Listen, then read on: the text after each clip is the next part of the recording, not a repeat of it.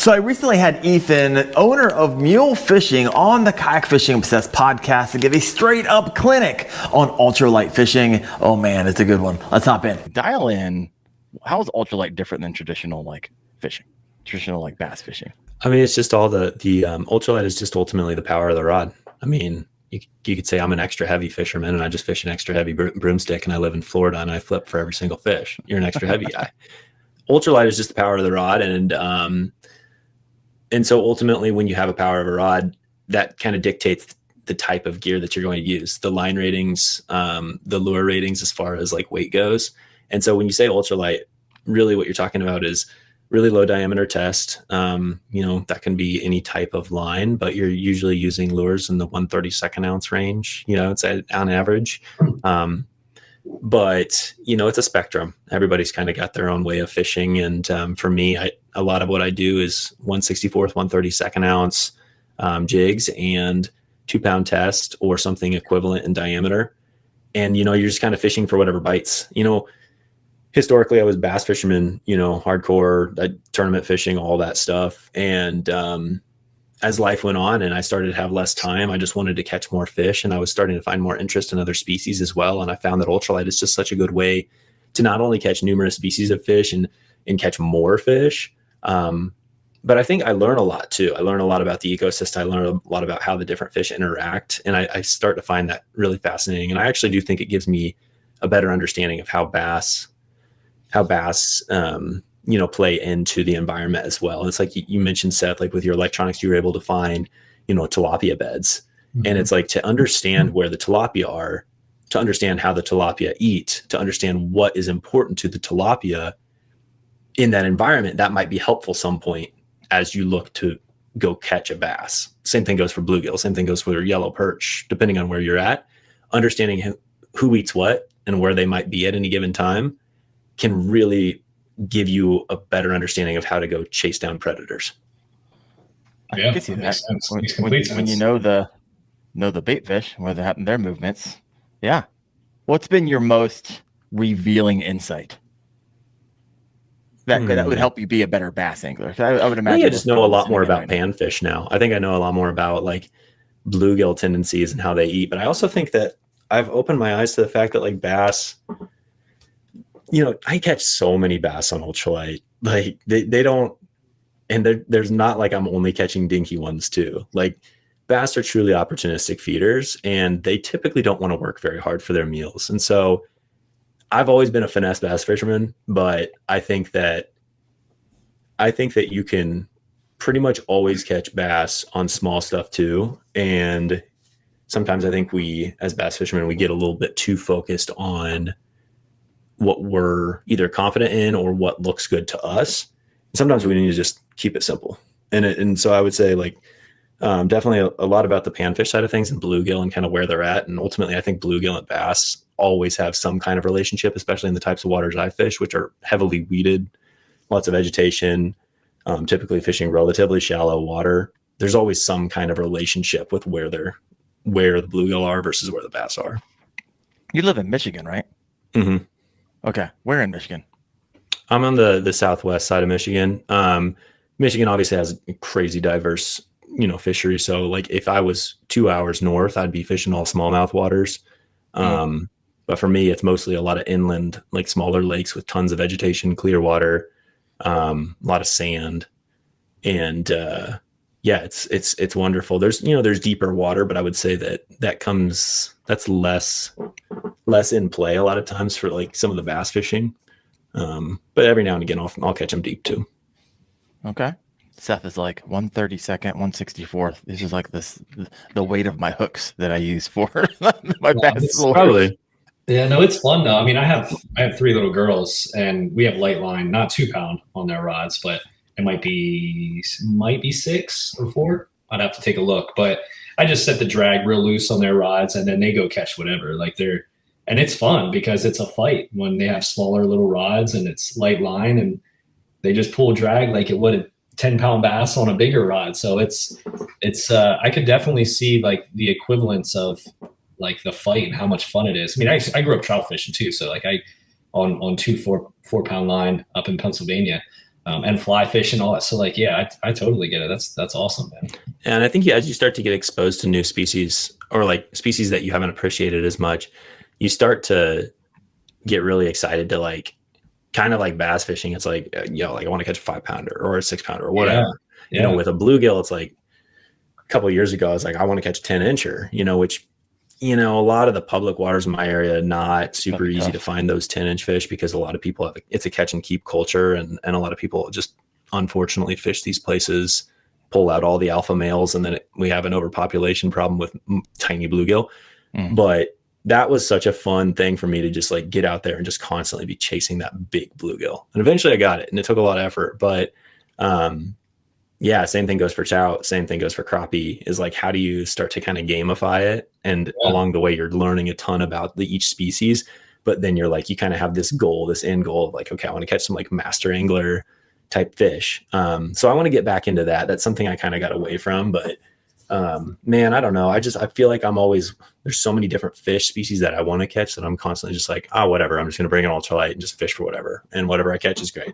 So are there fish in your area? Do you have like a checklist? Because you're fish anything, right, guy? So I imagine you have a list of what has evaded your capture.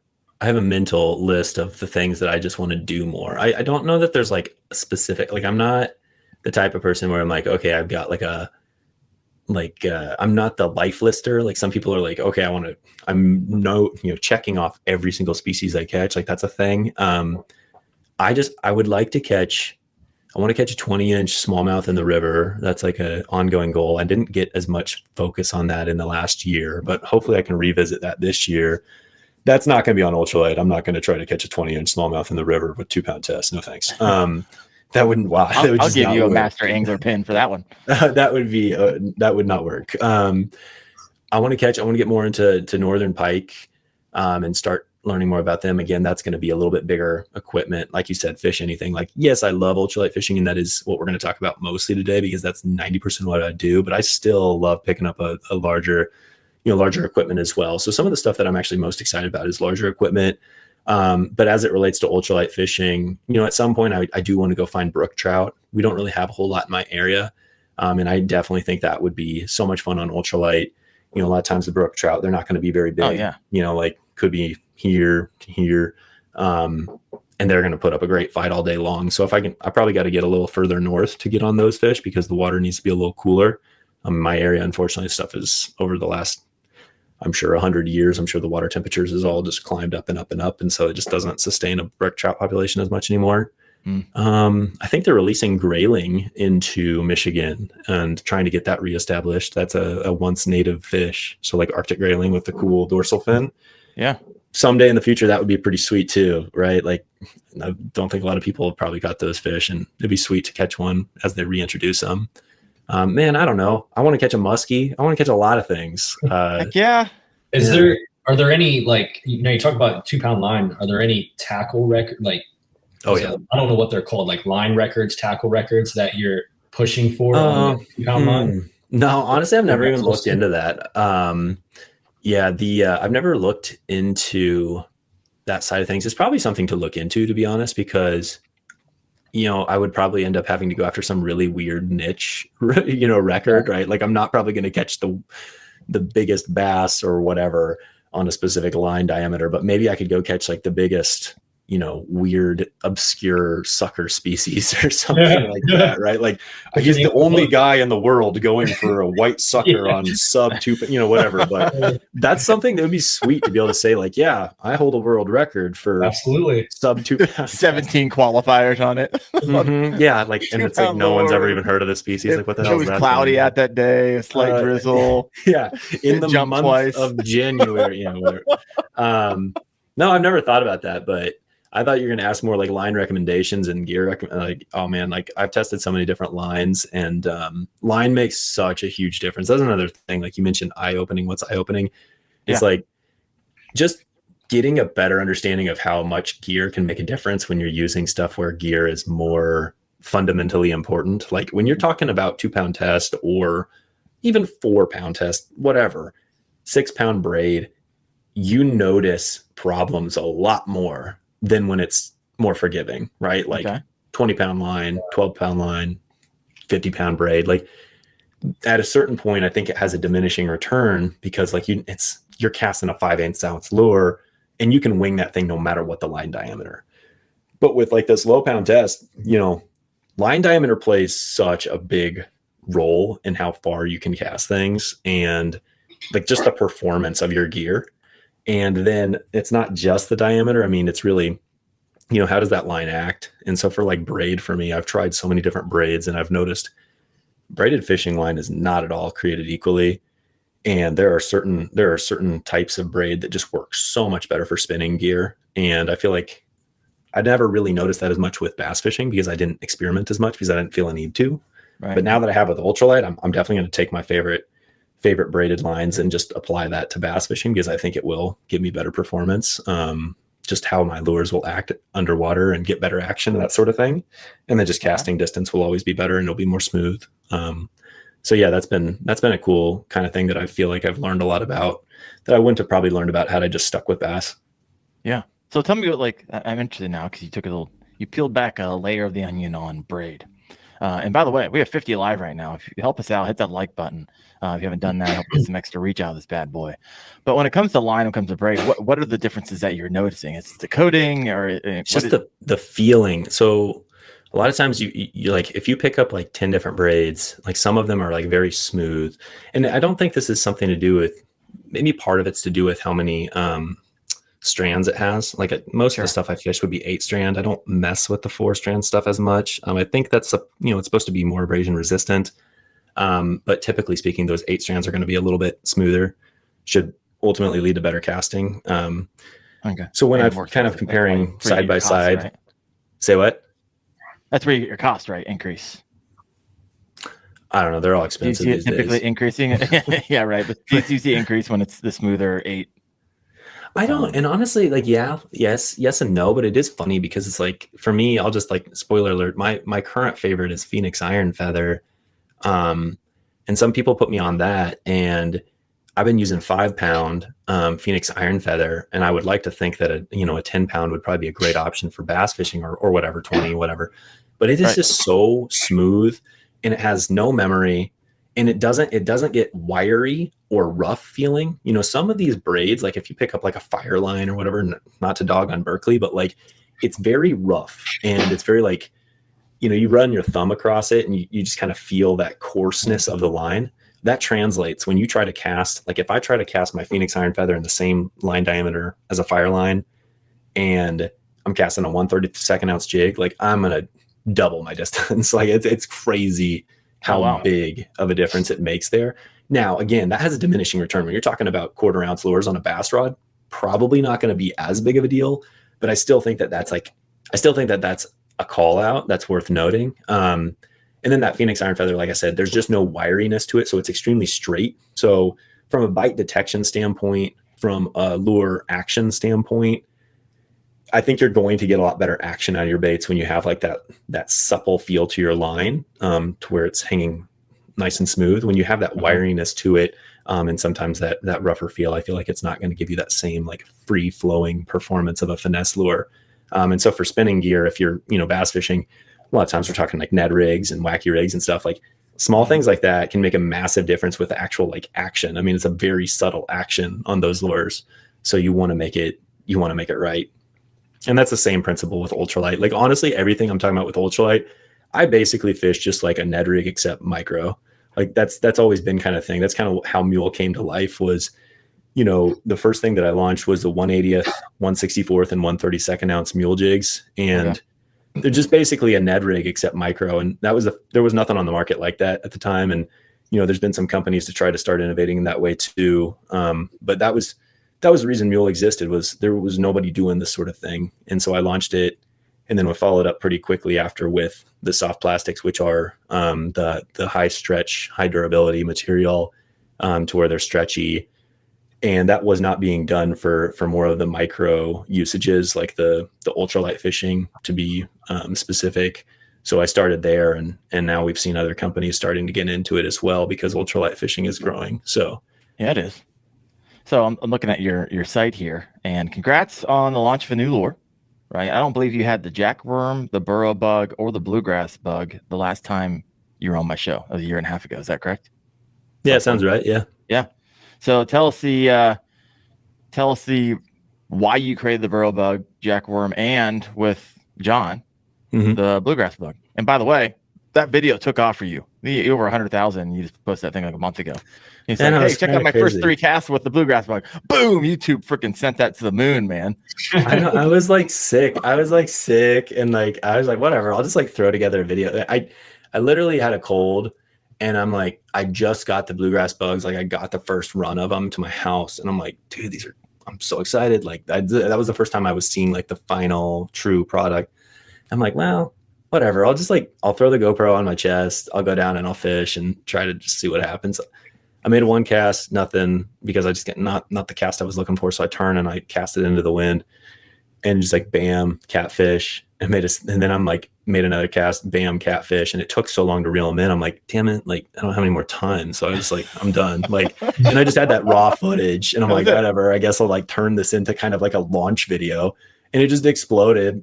It was not my best video, but I caught 2 big fish, which was sweet. But yeah, the with mule fishing, like the goal is to keep things simple. It's all about, simplicity. And, I feel like I get questions all the time. Like, can you come out with this new color, this new color, this new color? It's like, no, really, like as much as I would love to have 10 million colors, like, because I know that's fun, like it's all about keeping things simple, keeping them tried and true and effective. And with mule, my goal is to just have like of gear that can kind of cater to whatever needs you may have across the country to catch just numerous species of fish.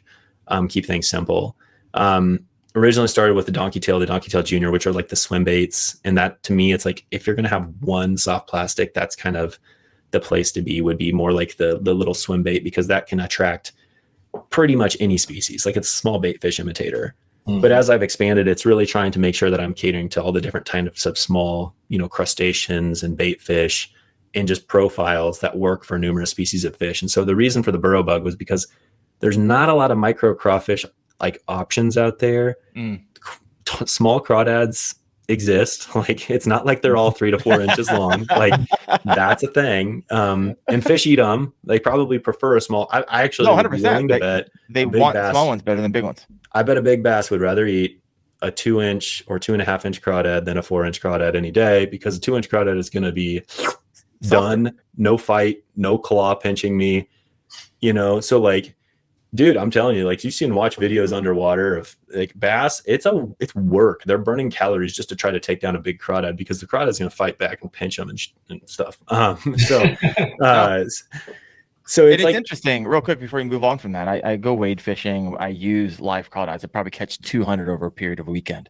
And when you get them that big, I mean, some of them are like butter balls, what I call them. You touch the shell and they're really soft, but all the small ones are soft. And anytime I threw a small crawdad into the river, smallmouth absolutely killed it every single time. When I threw a larger one, harder to get the bite.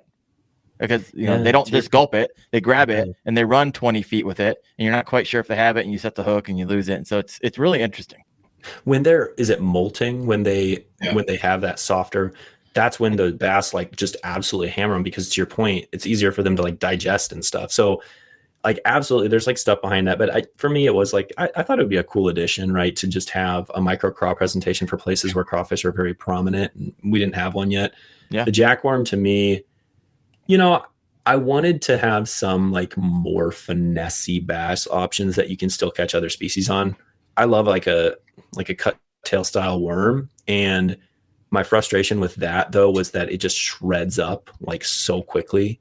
And so what I wanted to do was take like the combination of like a cut tail type worm, but then give you more options. So really with the jackworm, it's meant to be a jack of all trades, is kind of why I gave it the name jackworm. Also jack, like a jackass or, a donkey, mule fishing, everything has a purpose here. We name things, I name things in a very intentional way.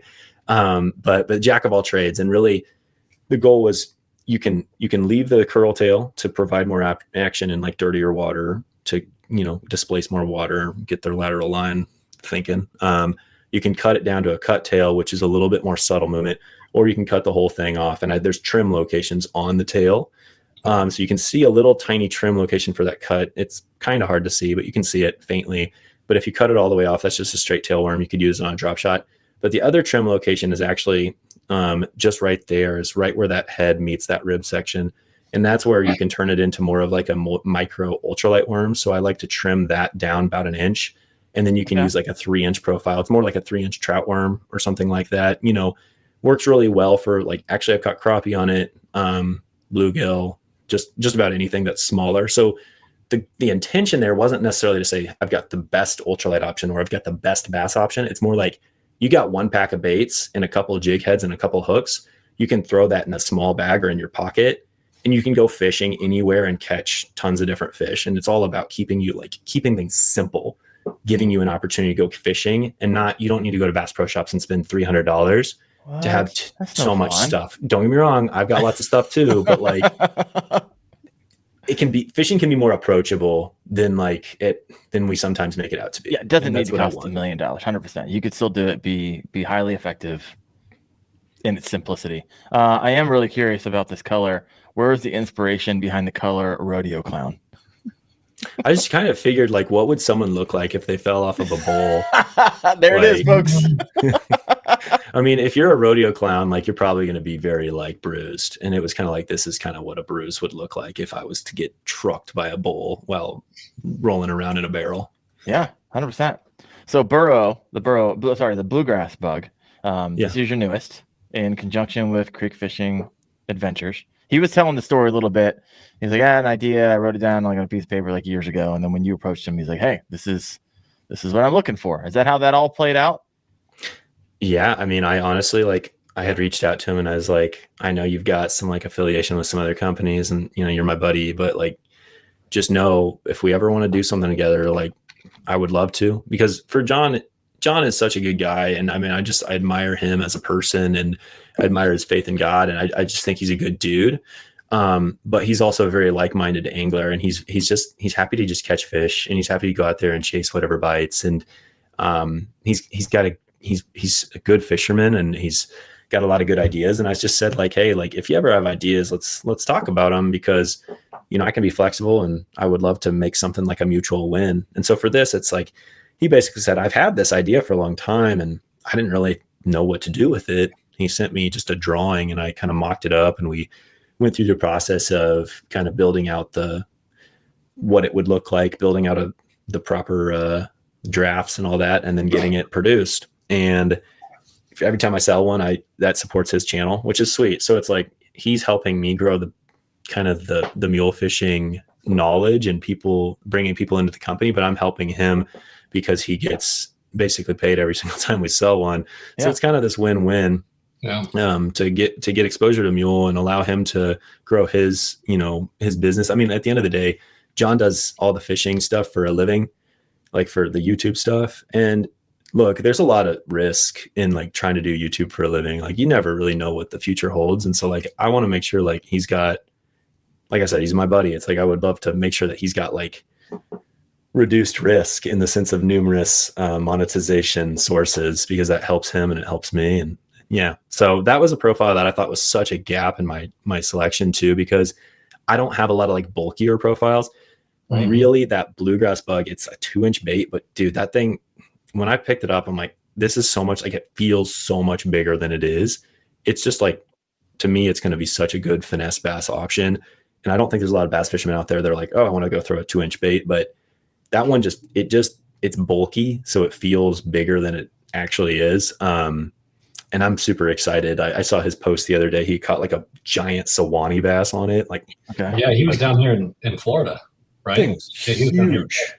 Yeah, I don't. It was like a pound off the world record, I think. Oh wow! He caught it on that, so I was like, heck yeah, let's go, John. Just keep doing what you're doing. I believe he also won the award for the micro bag. That's sweet too. He's got 2 of those now, I think. Yeah. That's awesome. So that's why we're tight, because we both catch small fish. No, I love it. What jig head would you throw the bluegrass bug? What would you recommend? I like the 3/32 mule jig. So like, it's got a number 4 hook. I mean, you could really use any Ned rig jig that you like. So if you've got a bunch in your box, like it's going to accommodate a larger hook too. for me, because I'm using light line, I go with the Mule stuff. If you're more of a true bass fisherman and you're like, hey, I'm using 20-pound braid with 12-pound leader, you might want a stouter hook, and that's understandable. But it'll accommodate anything from I would say a number 6 all the way up to a number 1 or a 1/0 hook. It's got enough length to the body. The one thing to consider as a bass fisherman that sometimes we forget is sometimes bigger hooks isn't better, right? Now if you're using 65-pound braid, bigger hook you probably want. But if you're using finesse gear, like a shorter shank on a small finesse bait is going to give your bait more action. And when you use longer shanks, you're taking action a lot of times out of the bait because that hook is holding it in place. So if that hook is going all the way the length of the bait, if you're using a much longer 1/0 hook, that's going to reduce the action you get on some of these finesse plastics. So for me, I like to keep things as small as I possibly can personally, as long as I still have the ability to hook and land fish. And that's typically not a problem. I use the 3/32 ounce with 10-pound braid and a 7-pound fluoro leader. And that's always a good finesse bass option for me. Yeah. So tell me, out of everything on your store right now, number 1 bestseller. The Donkey Tail Junior, and then the 1/32 ounce Mule Jig Black. Okay. Interesting. I wouldn't have guessed that. Give it the end of the year. It's the first stuff, man. That's why it's very validating to know that it's the stuff that I launched first was truly the best selling. It's all right. I think I'm doing this in a good order, but now John is proving that not maybe right because he's helping the company a lot with the bluegrass bug. What's the length of the Donkey Tail Junior? That one's 1.6 inches. So that's which is the intention there was I wanted something, I wanted something that you can still catch any bluegill and sunfish. They're going to be able to get their mouth around it, but I want it just big enough to where it's you're attracting you're still attracting other species of fish, and you're also attracting maybe some of those larger sunfish. So 1.6 inches is I think a pretty good size for just numerous species of fish. But it is small. It's small for a bass fisherman's eyeballs. I just think for my little girls that are 8, 6, and 4, it's just an easier route for them to, at least we have a lake that butts up to our back of our yard here. Just an easier route for them to go out there and just catch fish rather than throwing on a Senko and jigging it, waiting for a bass. Cause we have a ton of bluegill and different things. So it's good. Yeah. It's a good way to teach, I think, to kind of graduate from bobber and worm, right? Exactly. This type of stuff. So it's I'm definitely making this for this. Mule fishing is, a lot of people I guess when you think about a company, you're well, I've got a target demographic or whatever. It's mule fishing kind of is meant for several different types of people. It's meant for true hardcore ultralight fishermen. Mm-hmm. It's meant for people that just want to catch fish and they're maybe I've got a light rod, I can catch anything, keep it simple. But it's, to your point, it's beginners. It requires a little bit of education for the beginner because it's still well, what do I do with this? But sure. Yeah. But for kids, that's for me, my kids are going to grow up fishing with all this stuff. And I trust that they're going to get pretty good with it, but we'll see. So they'll probably come out. They'll probably be hey, can you make some bigger stuff? I'm tired. I want to go catch a 10-pounder. I love that Mule Minnow 2.2. It slays crappie around me. I was using that. Crappie. It is. They just, and it's that color too. What color is that? White with black fleck. Karma. Yeah, that's the one around here. They just love it. Love it. So I named that one Karma. That's Karma is not at all a Western theme or, it doesn't, that's the weird one-off. My dog's name is Karma and she's white and she has kind of black. And I just literally named that color after my dog. That's it. I love it. All right. So what in your opinion are some of the biggest advantages of, you shared some of them, but anything you haven't shared, the biggest advantages of using ultralight gear? To me, it's just efficiency. It's time efficiency. It's if you're a tournament bass fisherman, ultralight's not for you. It's not. Sure. If you're someone that's just recreationally and just likes to fish or just interested in learning more about the ecosystem, learning those things, to me, ultralight fishing is going to give you the most amount of fish catches in the least amount of time. And you don't have to, it does not mean that you're not going to catch big fish along the way. You're just likely going to catch more small fish along the way. And so I would say if I'm out there for 4 hours, I'm always going to catch some respectable fish on that trip, but I'm going to keep catching fish from the starting cast to the end. And that, to me, that's what's fun. So I've got a full-time job. I've got Mule. I've got the boys. I've got, I've just got life, as we all have a lot on our plate. I don't have as much time to fish anymore, and I have not created the time to competitively fish. Sure. So for me, it's like, I just want to, if I'm going to be out there for 2 hours, I don't want to go pattern bass and then be upset and agitated because by the time I pattern them properly, get off the lake. I got to go home and I might not fish for 2 more weeks and that pattern's gone. Like, that's agitating. Like, and I was doing that for a while and I felt like my time was starting to, like, I had time then. I started to have less and less time and I'm like, this isn't as fun to me as it once was. Like, it was a lot of fun when I had more time for it, but it was agitating. So for me, like, I guess it's a long answer, but really it's just all about fun and just maximizing your time on the water. No, I love it, because my secondary question, which you kind of answered, is it a particular type of angler or fishing scenario where ultralight really shines? And I think you nailed it. I think another way it shines for me, I think because of one of your videos, it was like, hey, I want to get an ultralight set up for when I travel. So whenever I hop on a plane and I go to Arizona for work or I go to DC for work, I want to be able to have a collapsible 4-piece rod and then a spinning reel where I can just take this out, put it together, and go to local places and pound on some fish after hours. And so I was taking a look, and I ended up getting the Daiwa Presso. And you did? Okay, that's literally what I was going to recommend. Yeah, 100%. And I love it. I absolutely love it. It is a perfect little rig. I put a 13 fishing Arios spinning reel on it. I think I might have 4-pound line. And whenever I go with that, I'm taking all my mule fishing. I probably have 4 pegs on my board. It's all mule fishing. And let's go to town, man. That's so cool, dude. That's what last year for work, I went to Lake George, New York, and I went to Florida for like 2 days. Like, I was in Orlando, and I brought my Daiwa Presso 4-piece. You can bring that on a plane, no issue. Put it on the side of your backpack, put it in your carry-on, whatever you got to do. Just it fits in your carry-on sideways, but it fits in your carry-on. It does, yeah. And a size 1000 reel or whatever doesn't take up much space. I do have like the little Mule tackle box, but whatever tackle box you want, but like a small tackle box and like a handful of jigs and a couple packs of plastics, you can catch fish anywhere. And I love that aspect of ultralight fishing. Is like, not to say that there's not travel bass gear out there, but a travel ultralight to me makes more sense because depending on where you're going, you might not always be able to put a bass rod to use, but you pretty much can always put an ultralight to use. Like, if you're trout, if you're bluegill, if you're bass, if you're anything in between. And that's like, I'm kind of hoping that I can get more trips like that I can do that with, because that was some of the highlights of my year last year, is like Lake George, New York, and just being able to like catching just sunfish from the bank, like in the middle of town, like people are walking by. And like they're like, there's fish here, and I'm like, yeah, like this is sweet. And it was so there's fun. Water.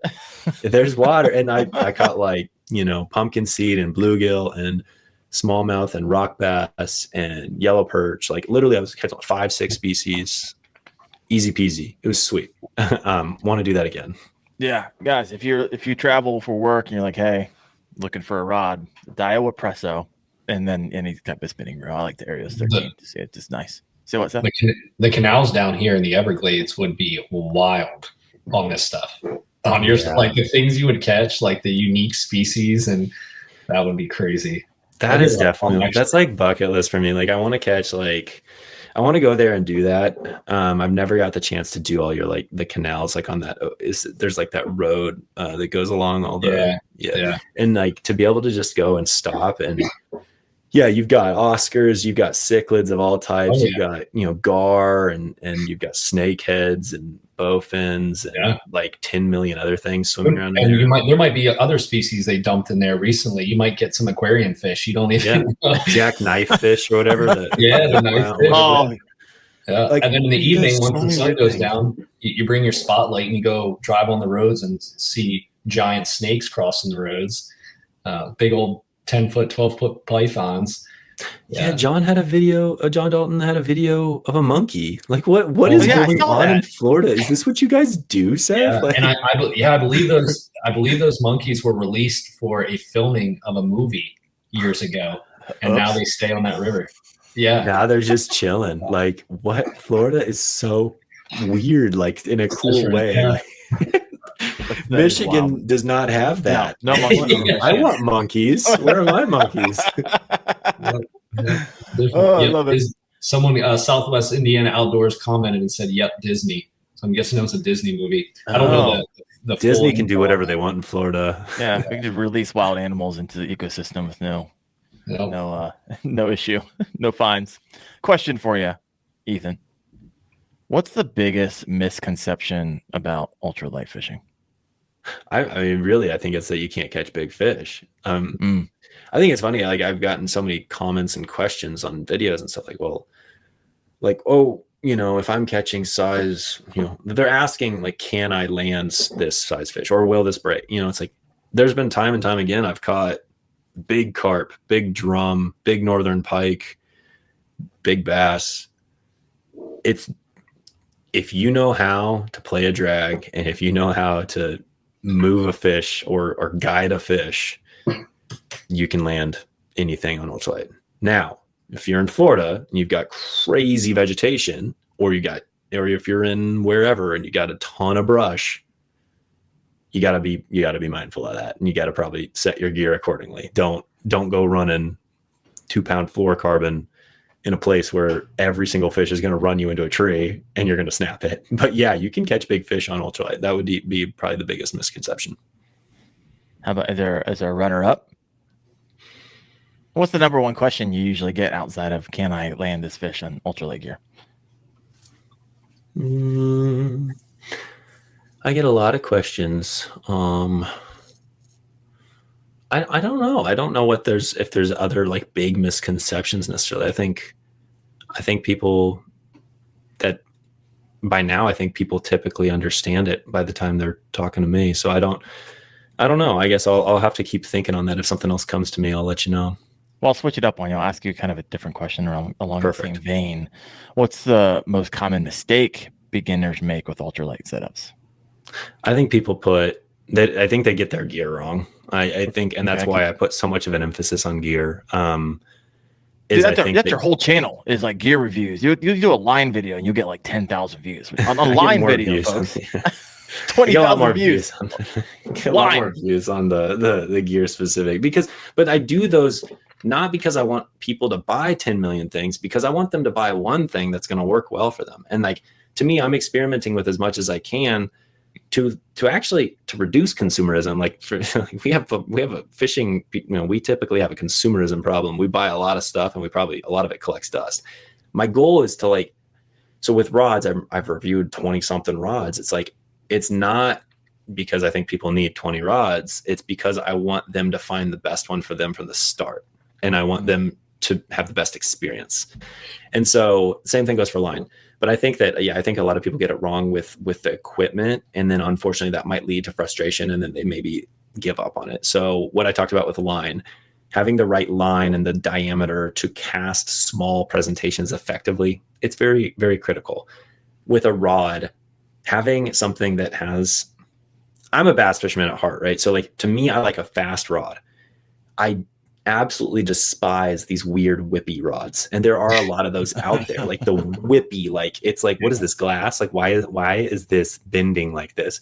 When I cast and it's all whippy, and I love the rod to flex deep in the backbone when I'm hooked into a fish, but I want to feel a sense of control over my presentation and a sense of control over my hook set.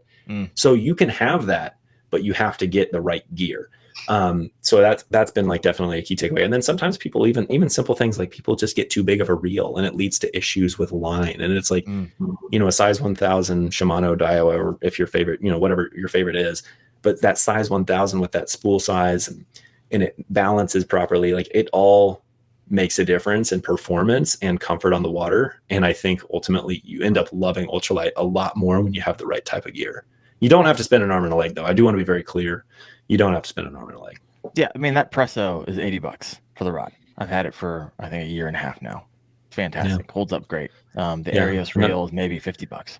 The 13 Fishing Defy Silver is still one of my, that's like a $50 rod. There you go. And that's a great ultralight. And it's fast. Like it's you know, it's not whipping around on you, which to me, when you get those whippy sticks, like you don't feel anything. You cannot feel a bite. Like it is like if you're fishing a jig, you do not know. You really have to have a keen eye for your line to move, because you're not going to feel those bites. So what are companies doing? They're just throwing stuff out there, and they really don't know. Like, it sounds like there's a lot of these whippy sticks out there. I just think ultralight fishing is changing a lot. Like I think people are using it in different ways than I think historically. It was probably a little bit more of like a live bait thing. Like I think people just kind of like, this is for the bluegill fisherman that's going to use a red and white bobber with the earthworm. You know, it's becoming more sophisticated, and people are looking for different types of gear that meets different types of needs. Like people are using a lot more artificials, and they're going after specific fish species, so on and so forth. So like you're looking for different things in equipment. So I'm not blaming anyone, or not, there's not an industry problem necessarily, but it's just like every other niche thing in bass or in fishing, right? Ultralight fishing is growing. You know, big swim baits is growing. BFS is growing. Tenkara is growing. Mm-hmm. Ultralight is growing. Like the unique niche stuff is growing, right? Because we have more access to information now. YouTube, all these things, it plays a role in this. I think the sport of fishing is probably growing because of all these things. So 100%. Seth, on the Mule Fishing site, what are you looking at? What are you eyeing? What are you going to make an order of? That's what I have it up right here. I noticed you were not paying attention. You're looking at something else. You're looking at the Mule Fishing site. I love it. So if I'm not fishing tournaments, I'm practicing for fishing tournaments. Kind of like what you were saying, Ethan. Like you're patterning fish while you're out there. So like in my mind, obviously, I have little girls here, and it's the bobber worm stuff. It's a good introduction, but it's not next level. And I have them throwing wacky rigs out there, but they don't catch near as many fish. I really feel like these, like what you have on your site, would be perfect for our little lake right behind our house. Just like this, when you said like 1.6 inches on the Donkey Tail Junior, and I'm sure the Donkey Tail is similar in size, just a little bit bigger, or even like the jackworm, something with just a little head on it they can throw out there and have a high percentage chance of getting a fish. Like they go out there and bass fish, and they might catch a bass 1 out of every 3 or 4 times they go out. So like that's not good odds to get my kids excited about being out there and catching fish. No, and they got to be excited, 100%. Right. So like if they, and they don't care if it's a 12-inch bass or a 6-inch bluegill or whatever, right? Like they're excited just to have a fish on. So yeah, I think the jackworm, donkey, any of them probably work, honestly, but I do like the little swim bait action on that, with a little 1/32 ounce head, and just have them throw it out there. And it'll be a better fight too than like a heavier rod with a small bass. It would be more fun for them reeling that in with the drag going, and it'd be a lot of fun. So yeah, that's what I've been looking at. Right the Bronco blade, which is kind of, as we all know, a beetle spin, but the Bronco blade is it's a jig spinner that, to me, like that's always kind of one of my go-tos for getting people like kind of beginner that don't, maybe whether that's a kid or just an adult that doesn't fish a lot, just because they can cast and wind it, and you can wind it real slow and it'll move, but that's a good one. But yeah, the other thing I was going to say for you is like, with talking about bed fishing and stuff, and I don't know, it might be different for your types of bed fishing because you're relying a lot more on your electronics. It sounds like. For me with bed fishing, for bass, one of the other like random things that I've realized since doing a lot more ultralight fishing, or just light line fishing in general, is when you have tricky bass on beds and you're sight fishing them and they're real, like, I don't know, I've played fish for 2 hours before. Like I get really locked in when I see a bass on a bed. I don't know what it is. I just like forget the world exists. And I'm just like, oh crap. Like I just spent an hour and a half like looking at one fish. But what I've realized through like ultralight fishing is kind of funny. Try using like really small stuff on bedfish. Dude, I'm so glad you're going here with this. I found the same thing, Ethan. I don't know if I've told Daren this. I go like, now I haven't gone this small, but a technique, I might even said it on this podcast already, for bedfish. Now it's different when I'm looking at them on my scope, like on electronics, because I can't actually like see them. It's different when I'm looking at them with my eyes on a bed. and they're difficult to catch, I go, it's a Havoc backslide. It's 3 inches or less, little, I mean, it kind of looks like your bluegrass bug, but it's just a little bit longer, not as thick. And I'd go weightless, light line, small hook, and I let it flutter, and I just let it hit him in the head. Mm-hmm. Just like, and you got to hit him. it just barely touches them. It doesn't spook them or anything like that. And they just turn around and just suck it right in. Mm-hmm. Like I think it's an underrated technique that people don't talk about. So you saying that, 100% agree with. Now try, so like that one, number one, I love the fact that you said you got to hit them in the head, because like anytime if you touch the bass with your lure while they're on the bed, do not snag them. Right. But if you're bumping them, oh my man, they get so mad. And it's especially with light baits, like weightless baits. Now, if you hit them with like a half-ounce jig or something, it's not. They get mad. Yeah, they'll get mad. They might swim off too. But the light stuff, and even if you hit them in the back or the tail, like whatever, they'll swing around and it'll still be kind of fluttering, and they'll just suck it right in. So yeah. Well, that's what I'm saying is like they'll suck it in. So like for bed fishing, so often I think a lot of people thought like, okay, I'm going to use my 4-inch tube, I'm going to use my lizard, I'm going to use my whatever, and every single one of those traditional bed fishing baits, bass can pick up the tail and move it off its bed. They're not ever mouthing the hook, and maybe they are at times, but by the time you're like, does he have it? He dropped it. Tiny stuff, they have no ability to mouth it. They eat it.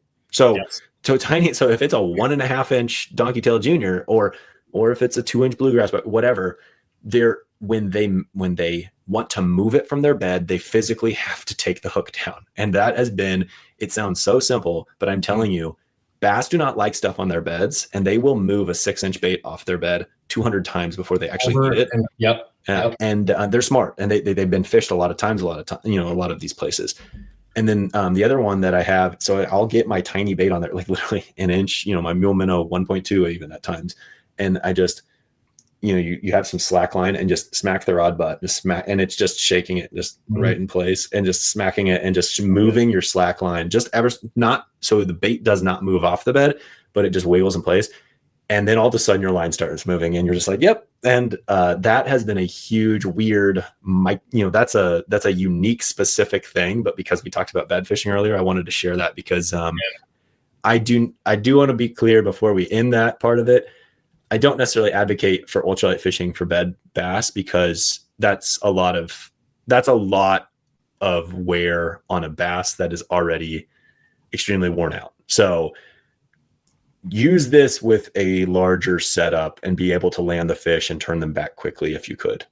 Don't go fishing for big bedding bass on 2-pound test, because that will have a negative impact on their mortality. So I do want to clarify that. You're talking mostly on the size of bait. Size of bait. I do not necessarily advocate for ultralight bed fishing. I don't think that's necessarily the right move.